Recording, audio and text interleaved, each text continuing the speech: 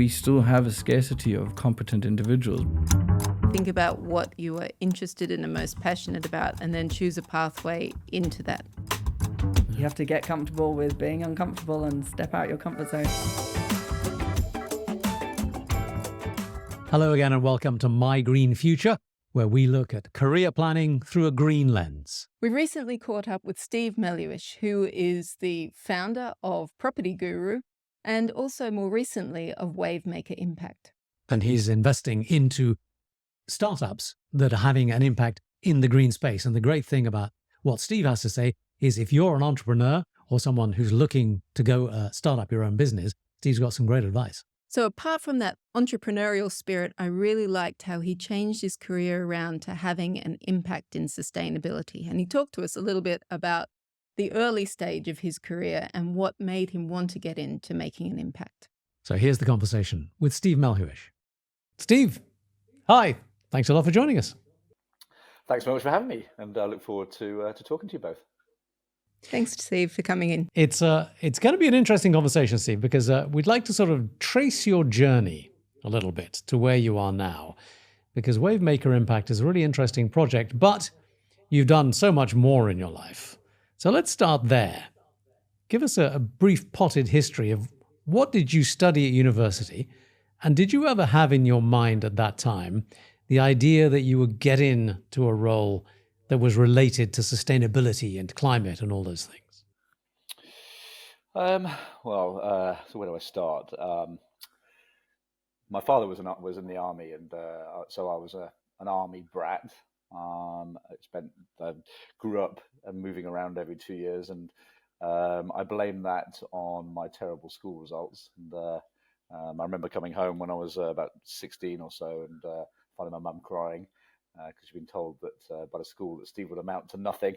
And I managed to prove that by getting my 3Ds at A-level, which didn't give me a huge amount of options in terms of what that meant from a university at that stage. But as I said, my father was in the army, and he was in the communications side of the army. And so I was, at home, there was always talk about communications and latest innovations around defense communications and wireless communications, this kind of thing. And that kind of piqued my interest. So I studied communications engineering at university, which is a fairly intense course. I managed to kind of do well at that and get a 2-1 degree, 2-1 honors degree in engineering, and that led to essentially the first 10 years of my career being in the telecoms industry. And dating myself now, but that was early 1990s into early 2000s.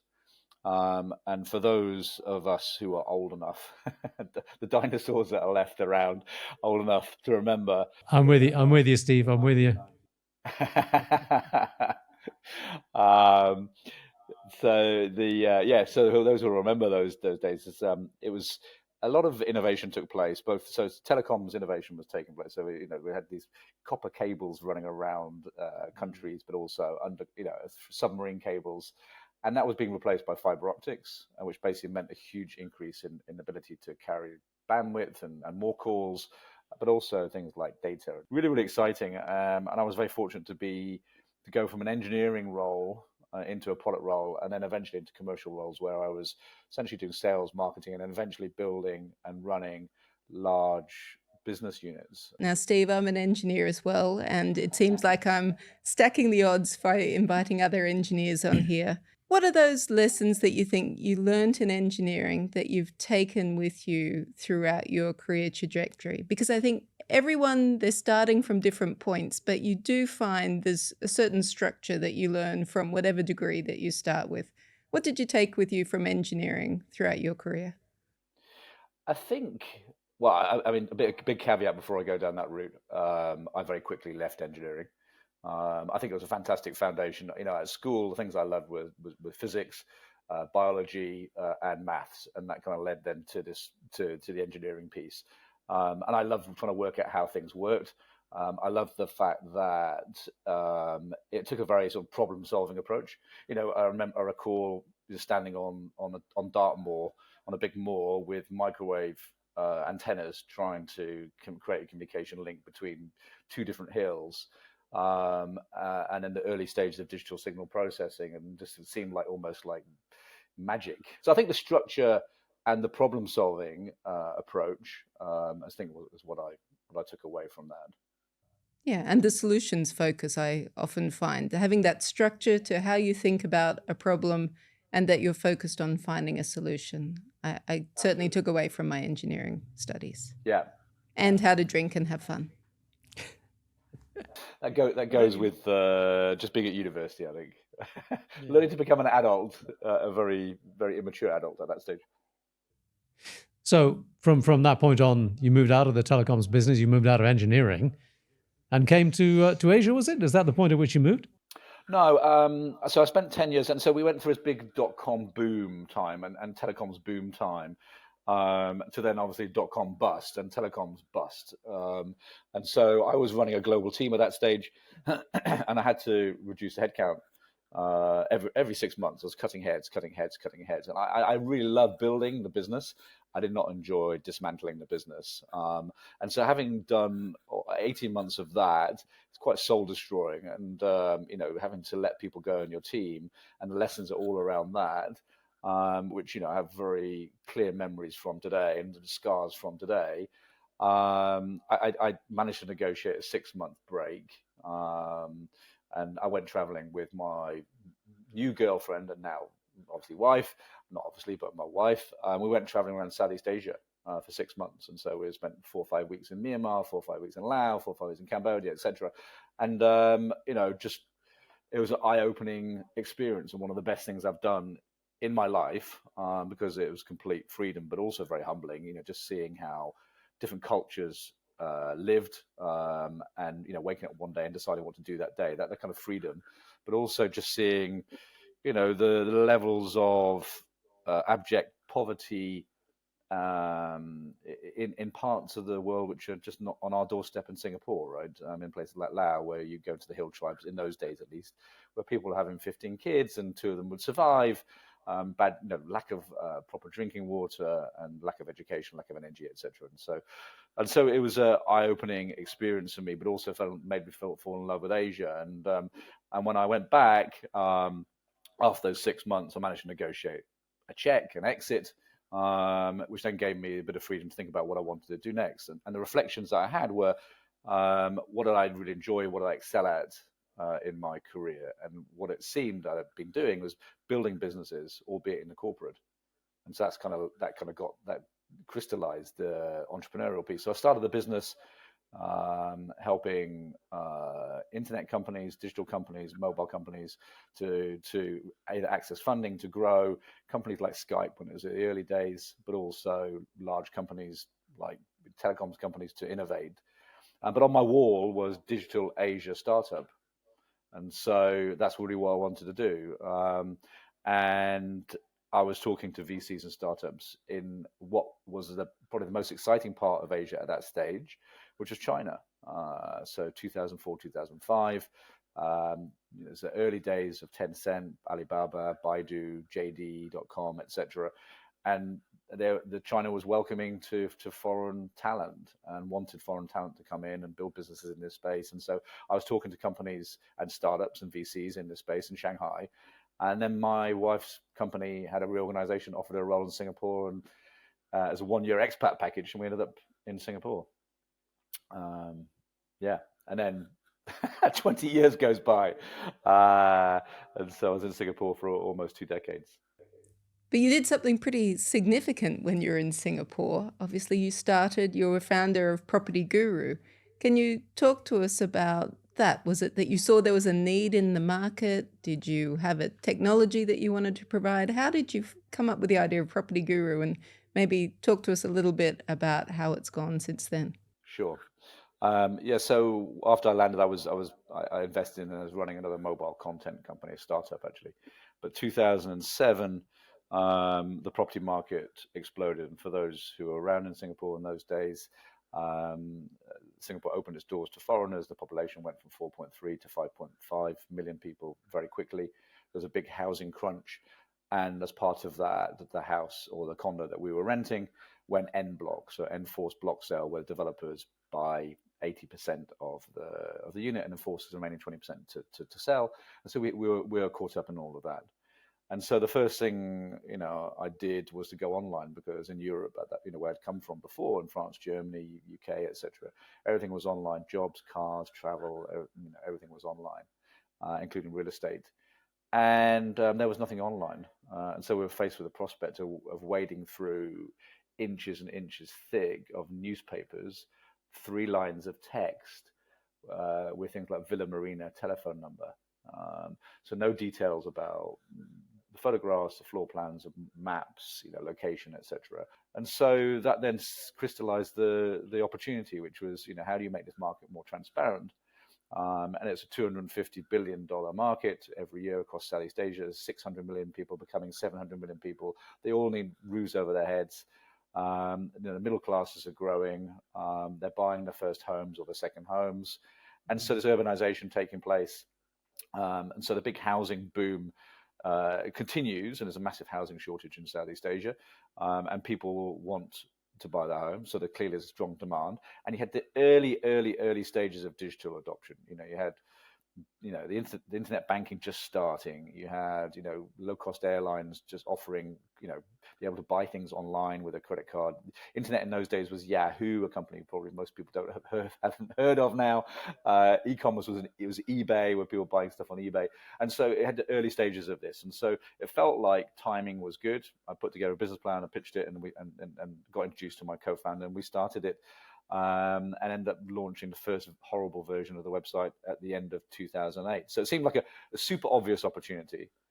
Yeah, a friend of mine here did the same thing at the same time, actually, Steve. And it was obvious at the time that the market was exploding, and there was nothing, as you say, that really leveraged the digital capacity to make it easier. And you did a fantastic job. I mean, as they say, the rest is history. Property Guru was a fantastic success.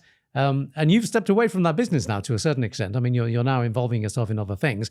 And that's basically where we want to turn the conversation to, because I'm assuming that a lot of that history that you've described to us didn't really engage too much with concepts of sustainability and the future of the planet as it stands. And yet now you are. Now you're really engaging with that theme.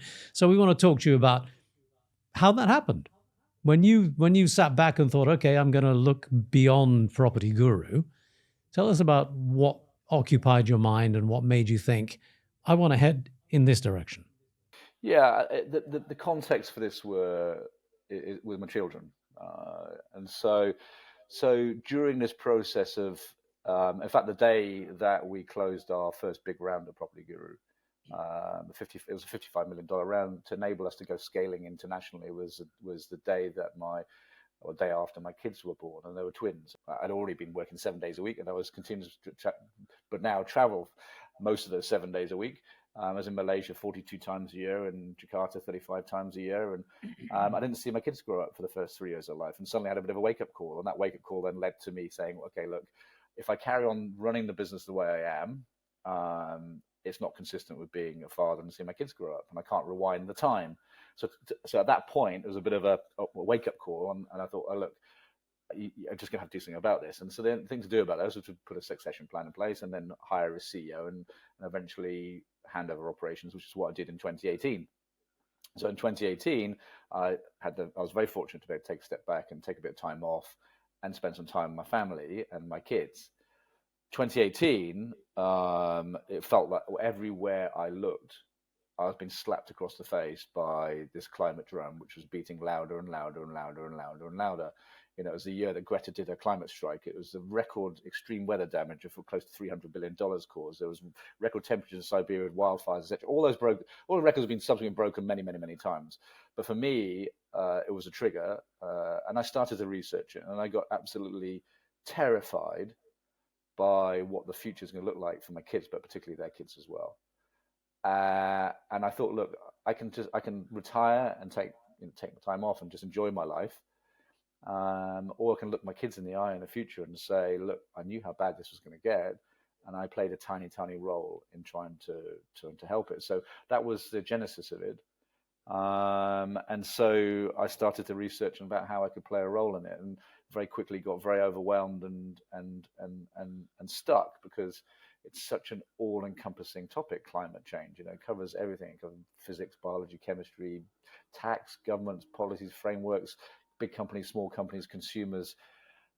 And so, and I was meeting climate scientists who've been studying it for 30 years, have been even talking about the subject of climate change for close to 30 years.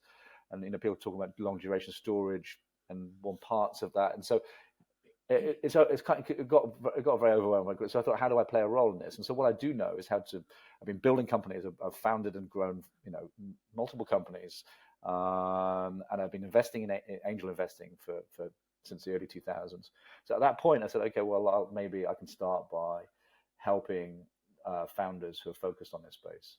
So 2018, I started to then say all our future investments that I make are going to be in this space. And so invested in 22 companies who are all addressing climate space. Climate and to say secondary impact, social impact, because the people who are most impacted by climate change are people on the bottom of the pyramid, the marginalized, but also women-led businesses particularly, and so the focus became around that. And I made a ton of mistakes by doing that, because I didn't really have a strong thesis, strong focus, other than, look, if the founder of the business is trying to solve a particular problem which looks meaningful, then I will invest. And so that I've obviously improved on that and the focus around that now, and got a lot clearer around what kind of businesses, what kind of founders I support. But yeah, I made some mistakes, but learned a ton. And so all of the companies are in Asia, all trying to tackle construction industry or the food industry or the F&B industry or the manufacturing industry, etc. So sector or subsectors where there's large emissions, and they're trying to tackle that. So that's kind of how that was the genesis of the start of my journey in this space. Steve, maybe if I could just ask you about that journey, because a lot of people do feel overwhelmed by how much knowledge is needed on the sustainability journey. You mentioned, you need geography, you need science, you need communications. Did you do any further training or any degrees or courses to help you through this? You said you read a lot. How did you go about the process of sort of upskilling yourself to deal with the challenges of climate change? Yeah, I mean, a very good question. I think there's a wall, or hundreds and hundreds of courses you can do.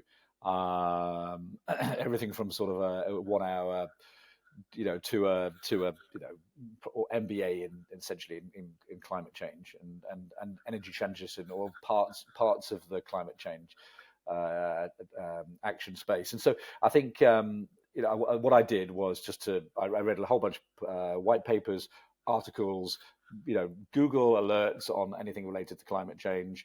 Project Drawdown was a big inspiration for me. But also Bill Gates's book, and also Greta's latest book. And so, I read a lot. I listened to a lot of podcasts. My Climate Journey was a particular one for me, which was really, really powerful. Particularly, I consumed that during COVID. And so, but I didn't do any formal courses. My focus is really more practical. How do you turn the issue into action? How do you turn the talk into action?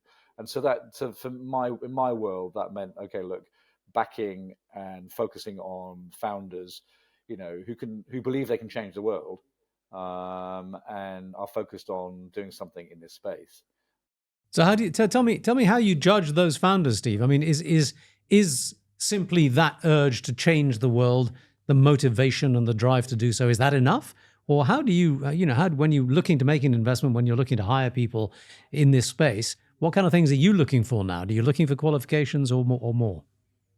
Yeah, and so as I alluded to before, I think initially I fell in love with their idea. I fell in love with the founder. I think, okay, this is a great, they're passionate about it. Let's back it. They're working on something meaningful. But some issues come from that. So one, particularly if it's focused on sort of deep tech, IP based. In many cases, if it's an engineering or science based founder who believes in their technology, turning that technology into a commercial business can take a long time. So one lesson learned for me was if it's a deep tech or IP based business, don't just invest in the one scientist. It needs to have a commercial team that's going to help scale this and turn this idea or product, rather than polishing it endlessly, into something which is going to actually hit the market at some point and have some impact in the market at some point. So it's one lesson learned. The key lesson, though, really is being less perhaps focused on the problem, more focused on the founder. And my view now is, if you find a good founder, a great founder, who is highly curious, who is constantly asking questions, constantly wanting to learn, constantly want to improve themselves, but also learn about what the customer challenges are, trying to understand about how to solve some of those problems, they will, with enough time and enough support, solve that problem, I believe, if they're a great founder. Those are qualities common to most founders, aren't they, in a startup situation? Do you think when it comes to the sustainability and impact kind of businesses that you're now looking at, is there any more, or is a founder in any market, in any business? Well, first of all, I'd say that all founders are not equal. I'd say that the founders that do really well are the ones that have that high level of EQ, have that high level of curiosity, have that high level of constantly wanting to understand more and learn more and talk to customers and understand the problem better, to be able to identify what the real problem is and what the solution can be to that problem. And I don't think all founders do that. They might fall into love with their own solution. And I had a call 2 days ago with someone who, was basically in love with their solution, and I kept talking about, well, what's the problem? What really is the problem you're trying to solve here? And they didn't have an answer to it. So I think that piece is unique. So if you're going to invest in a do-gooder, who's doing something in a do-gooding space, or a great founder who now wants to do something in the impactful space, I would always go for that. Someone who's proven track record, demonstrated they've got this level of curiosity, grit, determination, and constantly trying to improve things, would be where I would focus. And so when I now invest in companies through Planet Rise, or when we build companies in WaveMaker Impact, the focus is on the founder. Have they demonstrated this level of curiosity? Have they demonstrated a level of problem solving? Have they demonstrated this? Are they learning? Are they asking questions? And that for me is far more important than just wanting to do good. Now, clearly, with WaveMaker Impact, where we are building companies with them, they need to demonstrate the passion and determination to do something in this space. And so, we look at from those two lenses. Do they want to do something in the climate space, but don't know where to start, in a similar way to me 5 or 6 years ago? And have they demonstrated this level of curiosity and grit? And is it also about the impact? So WaveMaker Impact, obviously, you've really put the focus on what is the impact of this innovation. It's not just a great idea. You have essentially a formula for how to scale impact. Can you talk more about how you thought through how you want to have an impact on climate change, obviously through using your investment portfolio? Yeah, so when we started WaveMaker Impact, I guess about three plus years ago now, the focus was very much, long term, we want to mitigate 10% of the global greenhouse gas emissions, which is a big, hairy goal. And you need to start somewhere. So we started in the place that we know best, which is Southeast Asia. And then we said, okay, let's go and build businesses and invest in businesses that can solve problems in this space in Southeast Asia. And if you want to mitigate 10% of the global greenhouse gas emissions, you want to focus on emissions and where the carbon is, then you need to understand that. And the challenge was, initially, there was no carbon map. We didn't know where the emissions were.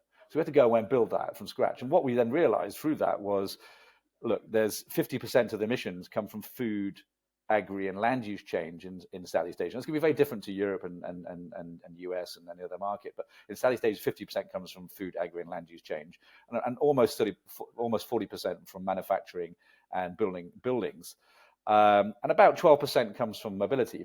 All of the money, all of the entrepreneurs, hundreds and hundreds of companies focused on mobility. So hundreds of EV companies, 2-wheel, 3-wheel, 4-wheel, battery companies, battery swap companies, battery rental companies, battery management companies, battery software companies, charging platforms, etc. Everyone wanted to be the next Elon Musk. So all of the money and all the entrepreneurs focused there, but the emissions elsewhere. And so because the entrepreneurs and the money were not focused on the areas, we said, look, the only way to really tackle this problem in Southeast Asia is to go away and build.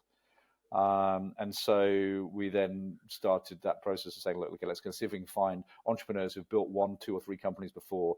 They're probably going to be, later stage in their career, late 30s and 40s, and they've got more experience in how to scale, the demonstrated challenges around scaling, and how they approach scaling and building businesses across the region in that space, and maybe in a digital space or another space. And then we turn our attentions to addressing where the emissions are. The next part of the equation was, look, we don't need to go away and invent a whole bunch of brand new technology and science, because there's billions and billions of dollars going into this already in the US, particularly in Europe, particularly, and more developed economies, which are going to take 3 or 4 decades to reach maturity and scale.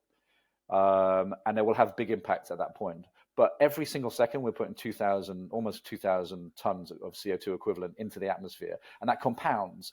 And so what do we do today to stop the impact in the next, call it 10 years or 20 years?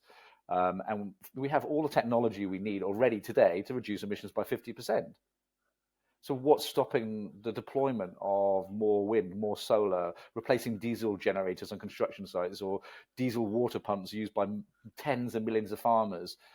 Because that's how they've always done things, and that's how the oil and gas industry has grown so rapidly, because it's just so all pervasive.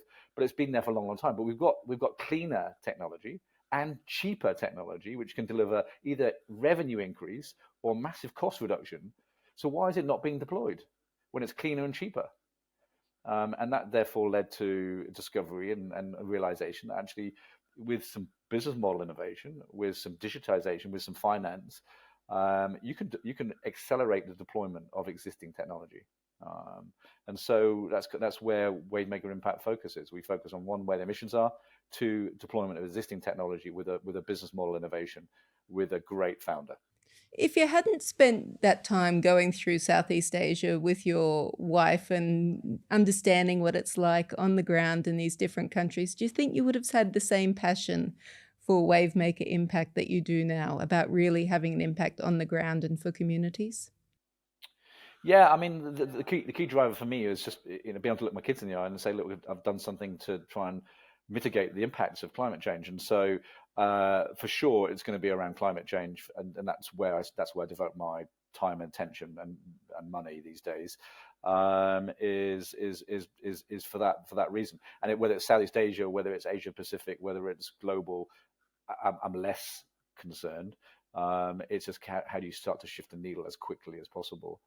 And in the absence of strong regulatory pressure, strong corporate pressure, strong tax incentives, carbon tax, carbon pricing, in the absence of all of that in Southeast Asia, it has to have a strong economic opportunity. So, the way to change behavior is through incentives. And if you go to a farmer and say, look, you've been doing this for the last 10 years the same way, and your previous generation did it the same way, but actually, if you do it this way, you can generate 30% more income, then that's a lever to change behavior. Steve, you talked about the qualities that you look for in a founder from a business perspective. Talk a little bit about the markets that you see as being potentially interesting for startup entrepreneurs to attack. If there are entrepreneurs now listening to this program and thinking, I want to be an entrepreneur in the sustainability space, would you advise them to go in a particular direction? And what tips would you give them in their preparations? Well, I think the first area to focus would be where the emissions are. Go where the emissions are, and focus on areas that you can have a big impact on, whether it's emissions or sequestration. But focus on where the biggest carbon impact can be, or carbon equivalent impact could be. You still think that emissions is the main point upon which we should focus, or do you see a broader hinterland of potential business opportunities that speak to other parts of the agenda? Because you said earlier on, the climate challenge is enormous and it touches almost every aspect of life, right? I think in every if I look at very much now with a Southeast Asia lens, every sector, subsector, and subsector in Southeast Asia has huge amounts of economic opportunity for automation, for digitization, for finance as a lever to increase the economic benefits of that sector.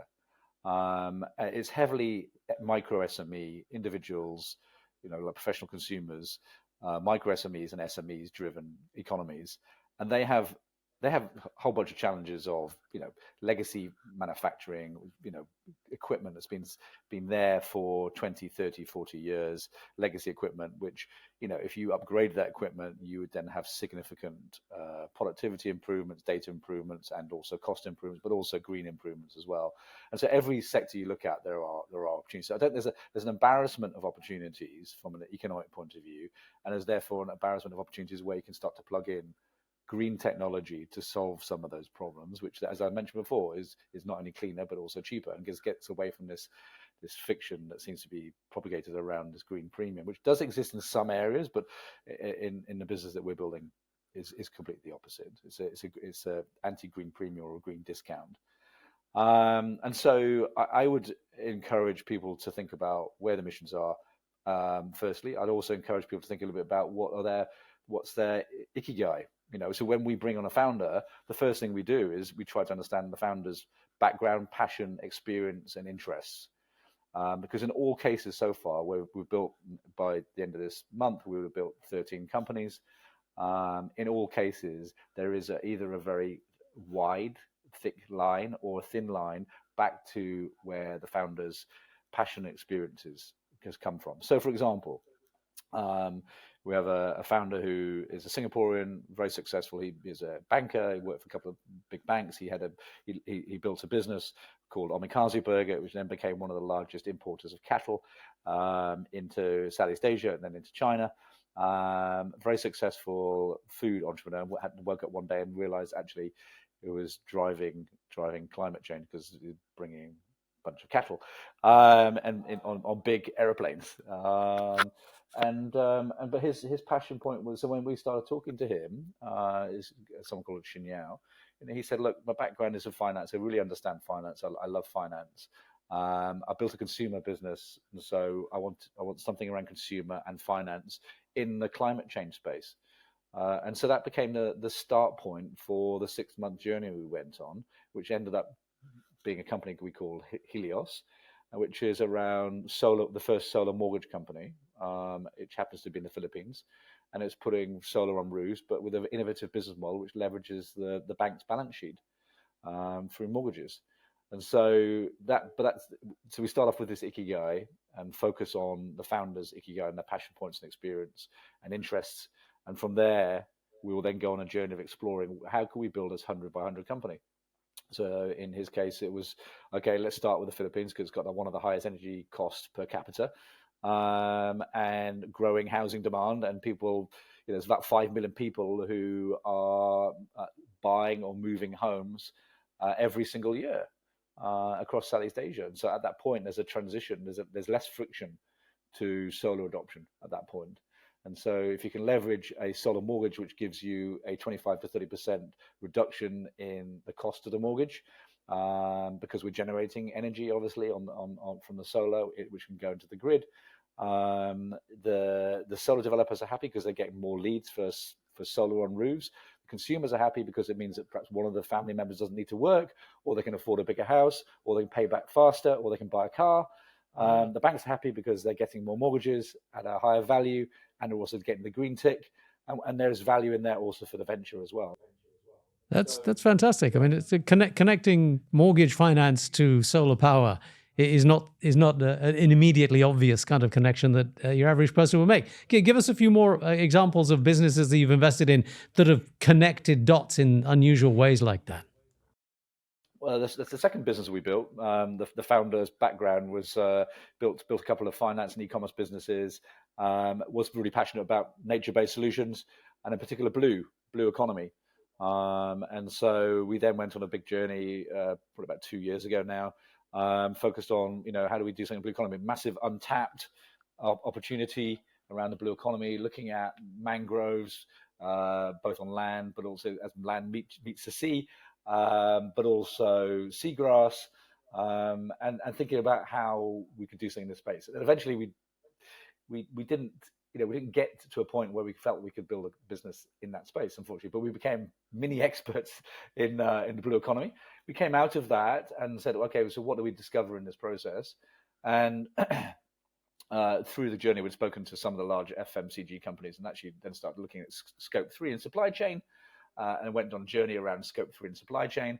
And through that discovered there was a big area around food in the supply chain, and also particularly waste from agri-food.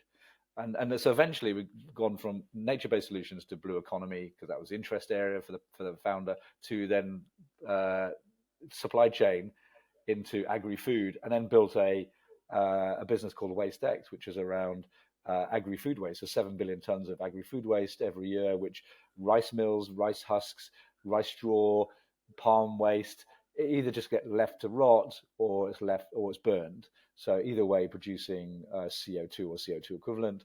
And so the mills are working on razor thin margins. The rice mills, the palm mills, the pineapple mills working on razor thin margins. And so if you could improve the margins of those mills by turning this waste into something valuable, in our case, biochar, at source, so it's highly decentralized.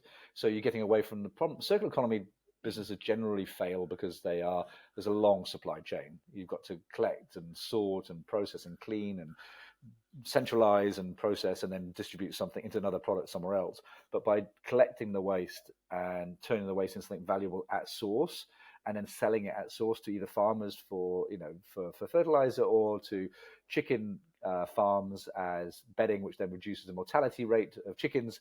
You're not only creating value for the mill, because they can then turn this waste into something valuable, but also turning something which is capturing CO2 or reducing chicken mortality rate for your customers. So, Steve, maybe if I could just ask you a final quick question. If someone was looking to move into ESG and sustainability and really wanted to have an impact, what would be your kind of quick advice, the top 2 or 3 points that you would advise them to do? Someone who's coming from a non-ESG background. Yeah, perhaps a non-ESG background, but they wanted to make an impact like you did in your career. I have this conversation with people almost every single day. I get inbound people working for banks or working for corporates who now want to make this move. And I guess, it's a bit of a overused phrase, but I think every role in the future is going to have some kind of climate impact or some kind of ESG impact. And so every role in the future is going to be, how do you make that change, and how do you start to put your toe in the water straight away? So first of all, I'd say go and learn. And essentially do what I do. There's so much online resources, podcasts, there's white papers, there's articles, there's research, there's stuff on LinkedIn. Go away and immerse yourself in that and absorb. Go to events.